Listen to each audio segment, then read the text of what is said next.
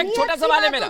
BJP की नियत इतनी साफ है और जनता के प्रति इतनी सही। ठीक है, चारू जी और शाहीन जी, आप दोनों को रोक रहा हूं। अनुराग जी, आपसे सीधा सवाल है, अगर कोई भी प्रधानमंत्री हो सकता है, अखिलेश यादव का नाम हालांकि अभी तक नहीं लिया किसी ने, लेकिन मैं आपसे पूछ रहा हूं, सबसे ज्यादा सीट उत्तर प्रदेश में है, तो ये ताकत है आपके पास?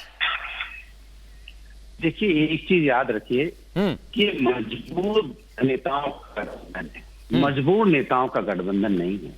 और लोकतंत्र में जनता चेहरा होती है, जनता वोट देती है, जनता अपना नेता चुनती है। जब सारे सांसद चुन के आ जाते हैं तो वो अपना नेता को चुन लेते हैं। कोई राजशाही थोड़ी है कि भाई एक नेता है, बाद बाकी कोई नेता ही नहीं होगा। तो यहाँ अगर उत्तर प्रदेश से बात करेंगे तो अखिलेश यादव जी एक मजबूत चेहरा है और सशक्त चेहरा है। इसी तरह से आप हमारे जो ममता जी हैं, बड़ी अच्छी चर्चा चल रही है, एक बार विनीत जी को चेहरा है। तो बोलिए। तो हमारे यहाँ पे कितने चेहरे सोचिए आप। एक लोकतंत्र में ज्यादा चेहरे होते हैं, मजबूत नेता होते हैं तो लोकतंत्र मजबूत होता है। लोकतंत्र तभी मजबूत होगा जब नेता मजबूत होंगे। यहाँ पे क्या है, नेता कमजोर हैं। यहाँ नेता जो एनडीए गठबंधन है उसमें कमजोर नेता है, मजबूर नेता है, अपनी बातें नहीं कह पाते हो, अपनी बात कह ही नहीं पा रहे हैं और इधर उधर की बातें कर रहे हैं। भैया आप बताइए, आपसे सवाल पूछा जाता है, आप बताइए। मैं आपके बीच में नहीं बोला, रुकिए ना। अच्छा चारू जी, वो नहीं बोले आपके बीच में नहीं बोला। चारू जी नहीं बोले, बीच में कंप्लीट करने में मौका दूंगा। चारू जी काउंटर करना चाह रही, कंप्लीट करिए अनुराग जी 20 सेकंड में। हाँ सुनिए, इनके यहाँ पे इनके बार बार पूछते हैं कि हाजीपुर से कौन लड़ेगा, तो ना इनके जो चिराग पासवान की पार्टी में आगे बढ़ जाए। अरे रिटॉरिक के आगे बढ़ जाइए ना। कहाँ देखने को मिलेंगे जो अपने ठीक है। अच्छा, एक सवाल खड़ा होता है यहाँ पर, और अनुराग जी आपने जो बात कही, अखिलेश यादव एक मजबूत चेहरा है। दुष्यंत नागर जी, एक सवाल कर रहा हूं, इसके बाद विनीत जी तुरंत आपके पास आऊंगा और तौसीफ आ रहा हूं मैं। दुष्यंत नागर जी, आपने कहा कि कोई भी बन सकता है। बिल्कुल जी, बन सकता है। अनुराग जी ने कहा कि अखिलेश यादव मजबूत चेहरा हैं, बन सकते हैं। हाँ। और बिल्कुल वो उनके अंदर प्रधानमंत्री पद की सभी योग्यताएं हैं। लेकिन मेरा प्रश्न भारतीय जनता पार्टी के नेता से है कि मध्य प्रदेश में आपकी सरकार बनी, आपको बहुमत मिला, जो निवर्तमान मुख्यमंत्री थे, जिनकी योजनाओं को लोगों ने वोट दिया, उनको आपने दरकिनार कर दिया और बिना किसी लोकतांत्रिक प्रक्रिया के हमने सबने कैमरे पे देखा, एक पर्ची दी गई और पर्ची पड़ लेकिन ये तो दोनों बातें हुई ना। दुष्यंत नागर जी, मैं एक चीज समझना चाह रहा हूं, बस दर्शकों, आपने कहा भारत के संविधान में, अच्छा एक चीज हमारी परंपराओं में, दुष्यंत नागर जी आपने कहा, एक मिनट चारू जी, मैं कुछ पूछना चाह रहा हूं, इसके बाद विनीत जी आपके पास आऊंगा, चारू जी आपके पास आऊंगा। दुष्यंत नागर जी, मैं सिर्फ आपसे इतना पूछ रहा हूं, आपने कहा, अनुराग जी ने भी कहा, जनता चुनती है। एक मिनट चारू जी, मैं एक मिनट सवाल करना चाह रहा हूं, फिर आपके पास आऊंगा, मैं तुरंत आ रहा हूं आपके पास। दुष्यंत जी, आपने कहा जनता चुनती है, बिल्कुल। अब यहाँ जनता सांसद चुनेगी, सांसद प्रधानमंत्री चुनेंगे, बिल्कुल चुनेंगे। वहां जनता ने विधायक तय किए, विधायक दल ने नेता तय किए। विधायक दल का कोई मीटिंग नहीं हुई, कोई मतदान नहीं हुआ, कोई रायशुमारी नहीं हुई। पूरे देश ने देखा, आपके चैनल पे पर्ची खुली, मुख्यमंत्री तय। ये भारतीय जनता पार्टी, ये बड़ा आश्चर्य है, क्योंकि जो प्रक्रिया है, चारू जी से मैं जवाब लेता हूं, लेकिन राज्यपाल के पास बाद में गए। मैं बात उसकी कर मैं रहा हूं, वही बता रहा हूं ना। लेकिन सर, अगर एक बार मुख्यमंत्री तय हो गया और कुछ विधायक नहीं मानते तो सरकारें बदल जाती हैं।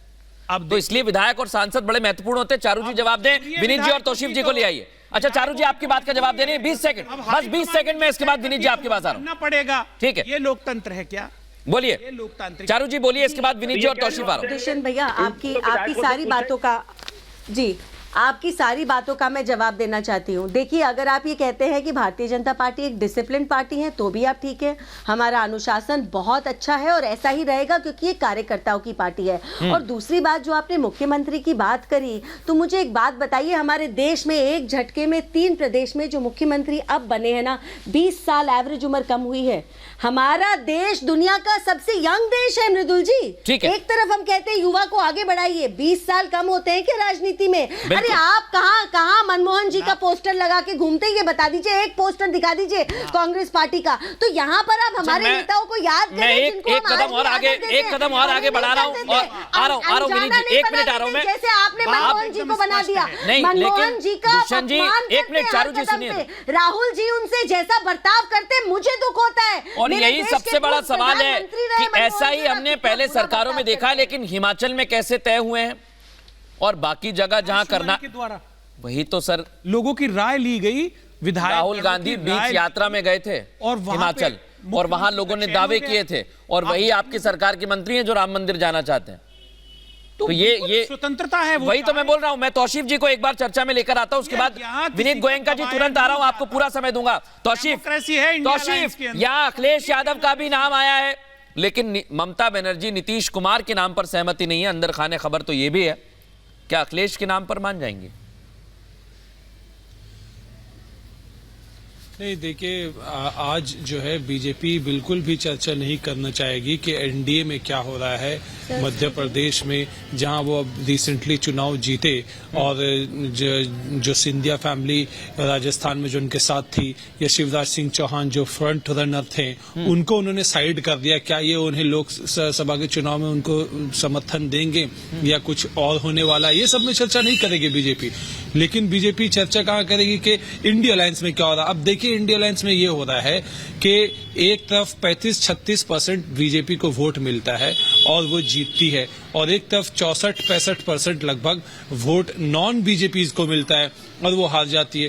तो इसलिए ये इंडिया अलायंस ने और ममता बनर्जी ने ये फॉर्मूला दिया था कि 1:1 कैंडिडेट हो, यानी कि एक बीजेपी का और एक इंडिया अलायंस के पार्टनर का। ये बता दीजिए जिस कॉन्स्टिट्यूएंसी में कांग्रेस को कितनी सीट कॉन्स्टिट्यूएंसी में कोई अंदाजा आंकड़ा बता दीजिए। चलिए,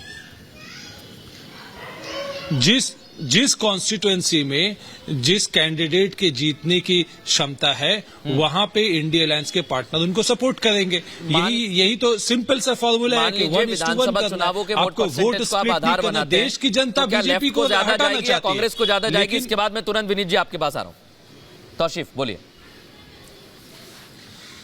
देखिए ये तो आपको न्यूज मिल ही जाएगा कि क्या फैसला हो रहा है।